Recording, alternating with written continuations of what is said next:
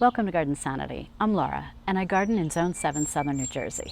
Today's video I'm really excited about because I'm going to share with you 22 colorful drought-tolerant perennials that are also great for pollinators.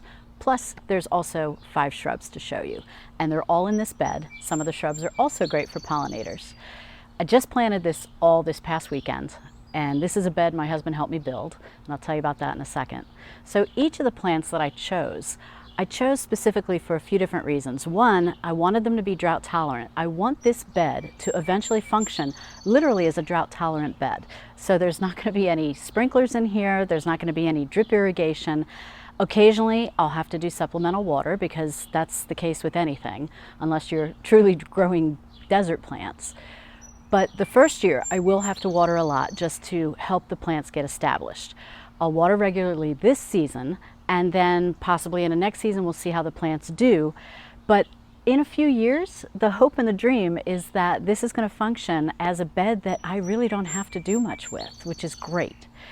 So that's one of the reasons I chose these plants. The second reason, I wanted colorful plants and different heights. So that was also part of my thinking. And then the third reason was I wanted different bloom times. So some of these plants are going to bloom in the spring, some in the summer, some late summer into fall, so that there'll always be something interesting in this bed to look at. And some of these plants, few of them are evergreen, and some, if you leave the seed heads on, that's nice for winter interest. So there'll be hopefully year-round interest in this bed as well. So first, let me tell you about building this bed. We use the same exact pavers that we used for the circle bed that we built last year over in another part of our garden. And these pavers are smaller pavers, so they're much easier to handle. We were originally going to do one long oval, and last summer you may have seen in a video I was doing on garden chores, we had laid out a basic outline of what we were thinking. And then as my husband began doing the regular, laying the pavers out, measuring them, leveling them, gluing them, he quickly realized that this is a sloping section of our yard, and if we built the bed just one big bed, it's also going to slope down. So I came up with the great idea of doing 2 different layers of the bed, and they're level, which is really nice. So it looks fabulous. I'll show it to you in a second. So the small oval is about 7 feet in length and about 6 feet wide, and this larger oval, and it's sort of an oval, it's about 9 feet in length, and at the widest part it's between 5 and 6 feet, just to give you an idea of what space I'm using. So because this is a drought-tolerant bed, we weren't that concerned about having fertile soil. In fact, some of these plants don't even like to have fertile soil. They prefer it to be kind of poor, rocky. So our existing soil, as we dug down, already had a lot of rocks in it. So that made it super easy for us. What we did do is we dug way far down, and I should say my husband dug way far down, is again, this is clay soil. So the further you dig down, the further you see water just sits. So I did put a lot of gypsum way down to help with the drainage, and we did mix some compost in down there. And then we just mixed garden soil with our regular soil so that we had a decent mixture for this bed. I also chose plants that were rabbit resistant for the most part. Now here in the backyard, we don't really seem to have rabbits anymore. I would say seem to because we haven't seen any rabbits. And maybe I should talk softly so they don't hear me, because then they'll try to get in here again. So there are a few plants that are not rabbit resistant, but as I go through each plant, I'll tell you the growing needs, if they're rabbit resistant, if they're deer resistant, and so on and so forth, so you can have all the info you need on each one of these plants. So now comes the fun part of the video where I get to show you all of the plants. They were just planted last weekend, so all of these are very young plants, but I'm also going to show you what they'll look like once they're more mature and in full bloom, so you can really, really get a sense of what each plant looks like. Now there's a few shrubs as well, and I'll tell you what those are as we go along. So first up is the El Niño Desert Orchid, also called a catalpa tree. Now this is a shrub, and it's a new proven winner shrub. They sent this to me to trial, so this shrub was actually the impetus for creating this entire bed. Now this plant was bred to combine the best of 2 unique plants, a desert willow and a plant called a catalpa. The flowers look like orchids or snapdragons, but they're apparently far easier to take care of. The flowers apparently are sweetly scented, and they start in late spring or early summer, and then there'll be sporadic flowers throughout the summer. Now you can grow this as either a small tree or a shrub, and I plan on growing it as a small tree, but we'll see how it does. In colder climates, it may die back to the ground, We'll see. Now it's hardy in zones 6 through 9. Its primary bloom time is late spring with pinkish lilac colored flowers. Its mature size will be 5 feet to 8 feet in height and 4 feet to 6 feet wide. Takes full sun to part sun. It definitely needs at least 4 hours of sun each day. Watering is average. It doesn't need any fertilizer, so that's kind of nice. It's deer resistant, but this is not a native plant, just so you know. This is lamb's ear fuzzy wuzzy. Now many gardeners grow lamb's ear strictly as a foliage plant, but my husband and I love the tall purple flowers, so I purposely bought this variety that will give us those flowers all summer. I decided to purchase just one plant, as this will be easy to propagate over time, plus it will gradually spread out on its own. Now fuzzy wuzzy lamb's ear is hardy in zones 4 through 8. Its primary bloom is in the summer with its tall light purple flowers. Its mature size is 8 inches to 16 inches tall by 18 to 24 inches wide. It takes full sun to part sun. Its water needs are average to low. This is deer and rabbit resistant, but it is not native to North America. Next is Beyond Midnight Bluebeard, and this is also a shrub. Now Proven Winners sent me this Bluebeard to trial, and although it looks like a perennial, it is indeed considered a shrub. What I love about Bluebeards is they provide color late in the season into fall, and that's a time when many other flowers are already finishing up. Now Bluebeard is hardy in zones 5 through 9. Its primary bloom time is late summer into fall with blue flowers. Mature size is 24 to 30 inches tall and wide. It takes full sun, low water. It's deer resistant, but it's not native to North America. Next is Delosperma Razzle Dazzle, which is a hardy ice plant. This is also a plant I didn't buy, as Walter's Gardens sent this to me to trial, but it will be available in retail in 2025 via Proven Winners. Now I've always loved ice plants, but my other garden beds were always way too moist for them, so this is going to be fun to have.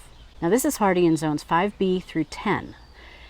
Its primary bloom is late spring to early summer. It's got raspberry red tips to fuchsia purple eyes around cream centers. That's how they describe it. The mature size after 2 years is going to be 2 to 4 inches tall, but it's going to spread 20 to 24 inches wide. It takes full sun, low water. It's deer resistant. It's also evergreen in warmer climates, but it's not native to North America. And next is one of my favorite plants, Sunsparkler Wildfire Stonecrop. I had 2 of these planted last year up front, and I showed you how pretty it was in the fall. However, one thrived while the other needed much more sun to turn into its beautiful colors. So I decided to move them back here, and I bought another one as I'm so in love with this ground cover. Now Sunsparkler Wildfire is hardy in zones 4 through 9. It blooms mid to late summer with long blooming pink flowers. As you see here, it's beautiful rose-colored foliage edged in pink. At maturity, this will be 6 inches tall and have an 18-inch wide spread. It takes full sun, low water.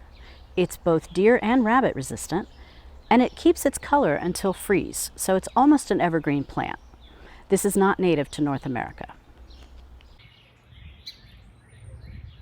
This is Sedum Autumn Fire, and I planted several of these in my front yard gardens years ago, and over time, these plants told me they were almost drowning. So I finally rescued them to plant them back here, including one of the seedlings I propagated just by sticking it directly into the soil. So I'm so glad I could finally rescue these plants. Now these are hardy in zones 3 through 9. They get pink and rose flowers late summer into fall, so that's going to be nice. The mature size is 24 inches tall by 15 inches wide. They take full sun, low or average water. They're rabbit resistant. They're also not native to North America. Next is Arizona Apricot Blanket Flower. I first bought these for my parents for one of their perennial gardens, and I instantly fell in love with them, as did they. So I had to buy some for myself. These are outstanding because one of the reasons, they're really, truly long blooming. They're hardy in zones 3 through 10. They bloom all summer into early fall. The flowers are apricot colored with yellow tips and dark orange centers. The mature size is 12 inches tall by 12 inches wide. They take full sun, lower average water. They're deer resistant, and this is a native, so they're native to North America. Now this little plant that doesn't look like much right now is called Limonium, also called sea lavender, and this variety is specifically called Dazzle Rocks. So I first saw this perennial on the cover of Bluestone Perennials Spring 2024 catalog, and you can see why I had to learn about this plant and then include it in this bed. It's so pretty. So it's hardy in zones 5 through 9, and I've also seen people say it's hardy in zones 4 through 8. It blooms all summer into early fall, and the flowers are clouds of small light purple flowers on twisting stems, and they're often used by florists. Some varieties are commonly known as perennial status. The mature size is 16 inches tall by 16 inches wide. It takes full sun, low to average water. It's deer and rabbit resistant, and it's not native to North America. This next perennial is Scabiosa butterfly blue, also commonly called pincushion flower.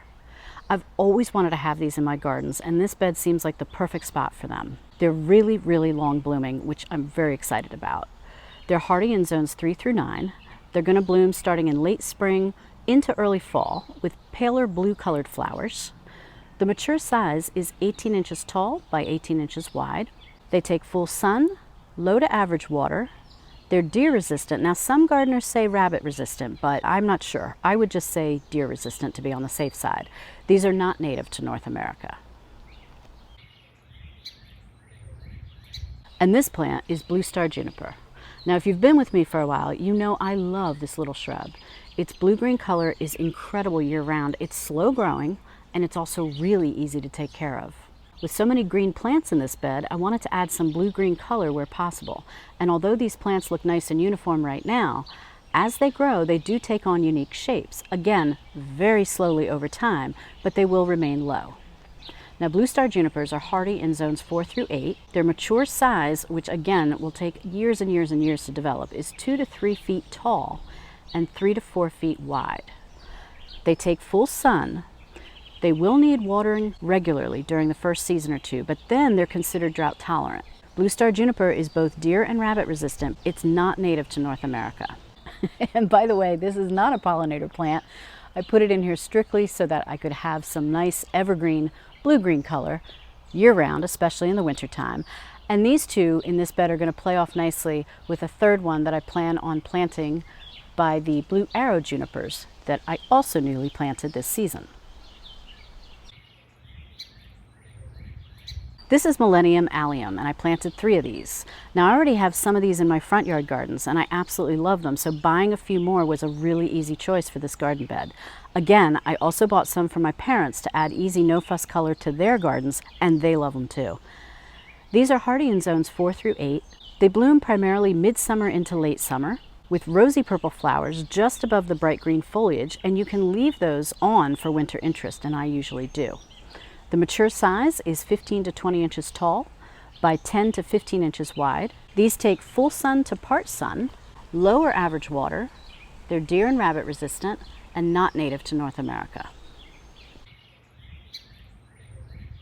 Now this next plant's an interesting one, and again, doesn't look like much just yet, but this is called Penstemon Rose Rhinestones. Common name is beard tongue. It's also commonly called bearded penstemon. Now this is another plant that Walter's Garden sent to me this spring, and this penstemon will be available next year at garden nurseries, so keep your eye out.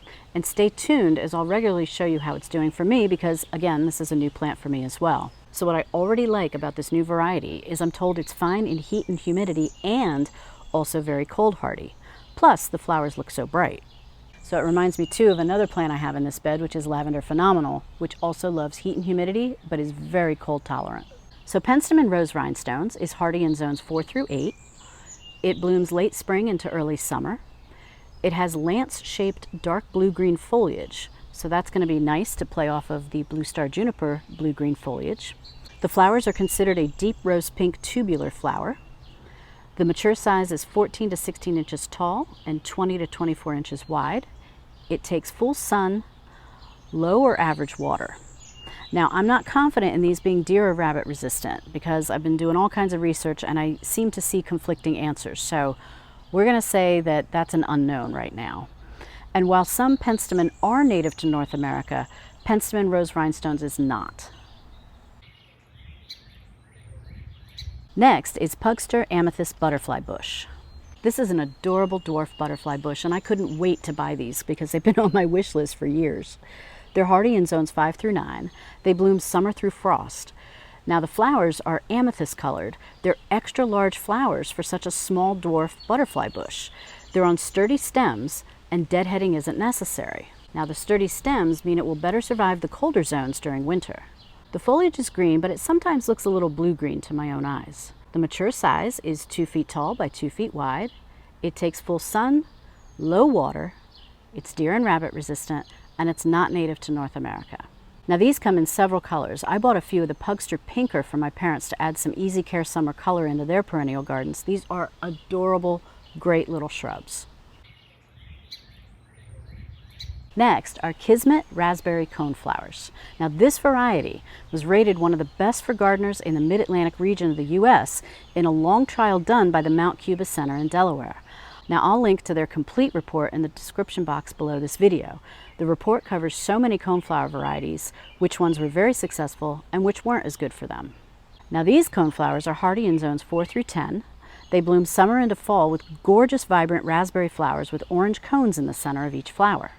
The mature size of each is 18 inches tall by 24 inches wide. They take full sun, low water, they're deer resistant, and native to North America. And these tiny little scrawny things, they're Cat's Pajamas Catmint. So I have a love, not love me back relationship with Cat's Pajamas Catmint. I'm not going to say love-hate. A few years ago, I purchased so many plants and I planted them in full sun. Some got more water than others, but none of them did well, not one. So I made a video a few years ago called Cat's Pajamas Catmint Does Not Love Me Back. So you can watch this video and learn what my own sad experience with them was. They just didn't love me. However, these tiny little plants you see here was still stuck in one of my garden beds back here in the backyard. So I dug them up, decided to plant them here, and we'll see how they do in a drought-tolerant environment. I think they'll be much happier. Now, I do think Cat's Pajamas Catmint are gorgeous plants, and I'm hoping that the second time's the charm, as they say.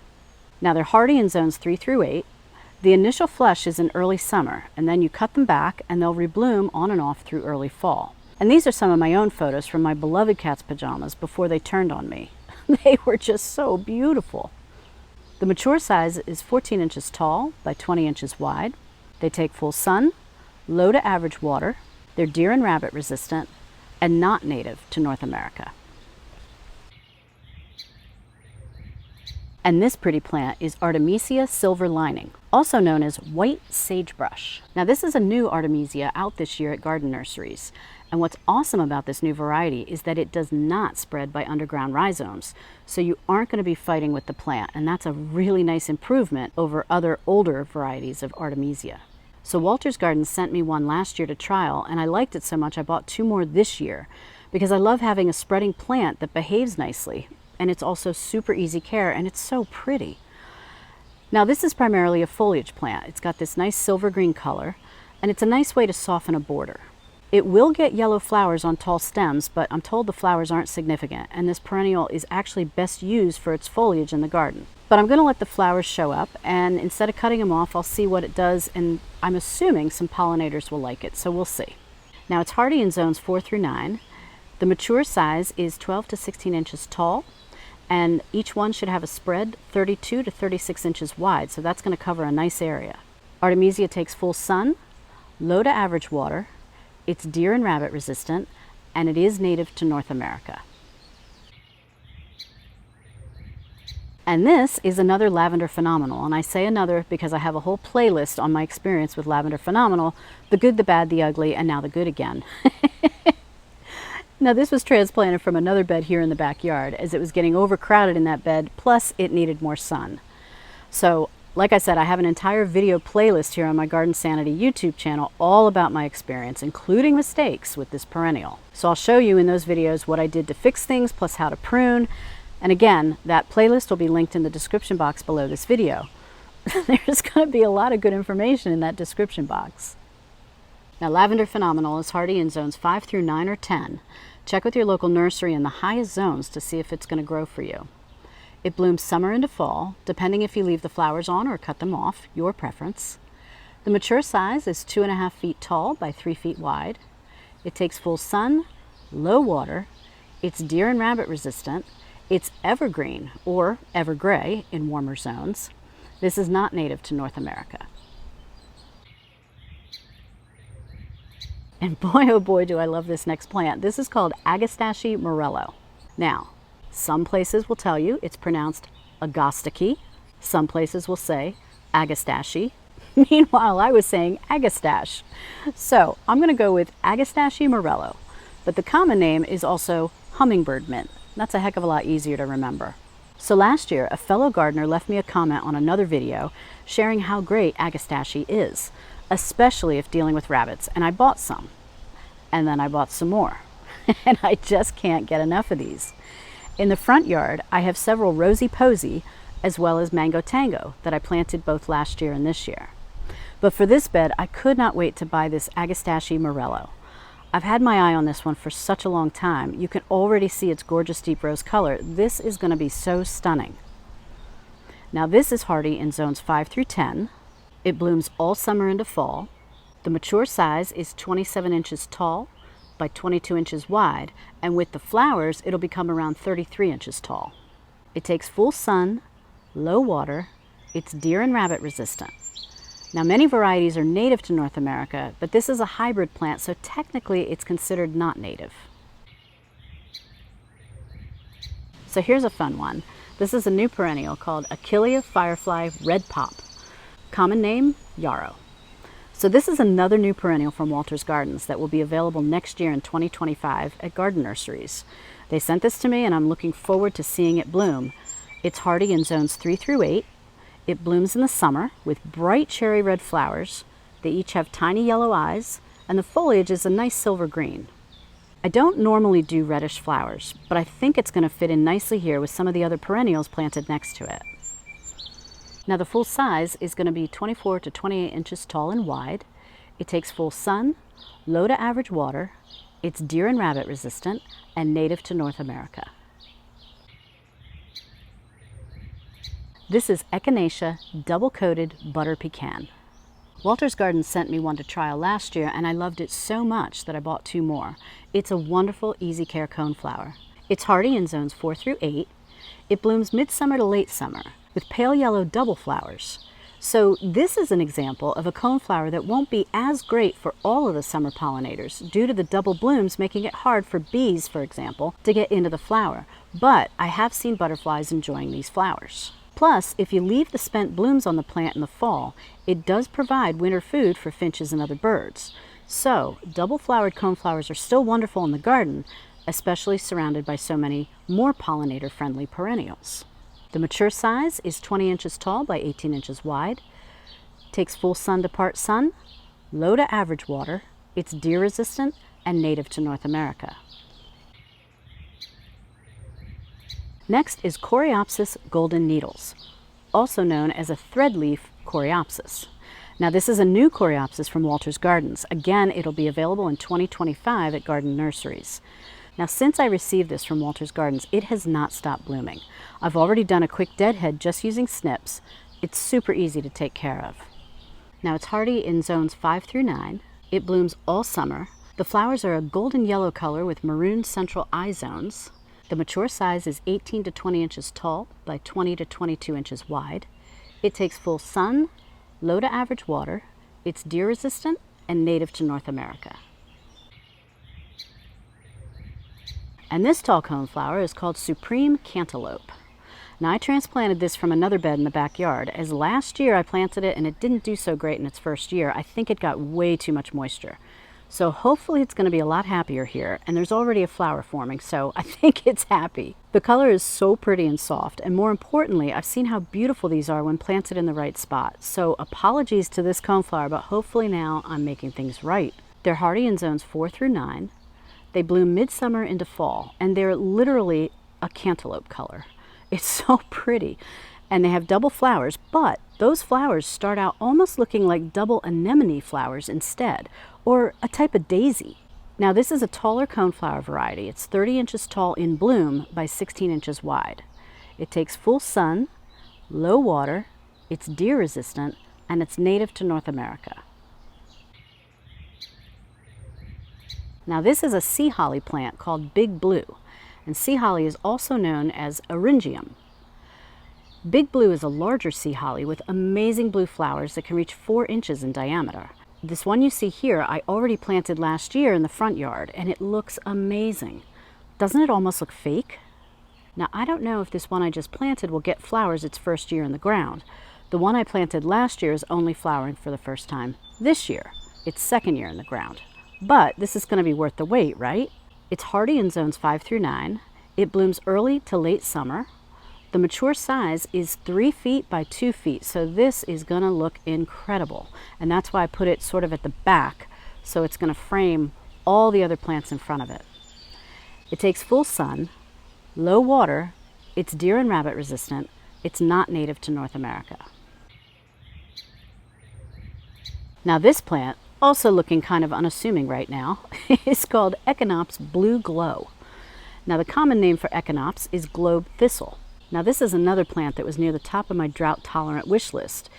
I knew it just wouldn't have survived in my other garden beds. I cannot wait until this grows nice and tall and provides interesting color in front of the dappled willow and the blue arrowed junipers, and of course, the lovely white vinyl fence. It's hardy in zones 3 through 8. It blooms early summer to late summer. The flowers are blue spheres. They're about 1.5 inches across on very tall stems.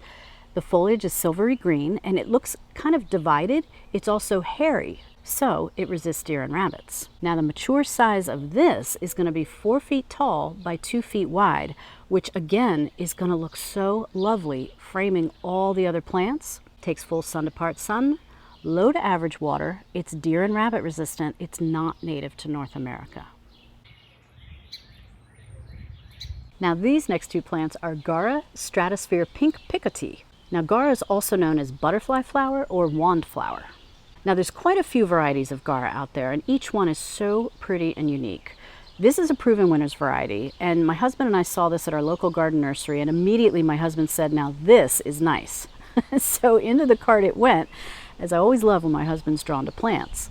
This is hardy in zones 5 through 9, but I've also seen zones 6 through 11 listed. So please check with your local garden nursery if you're at either end of these growing zones to see if it'll grow as a perennial in your area. Now this is a summer blooming plant.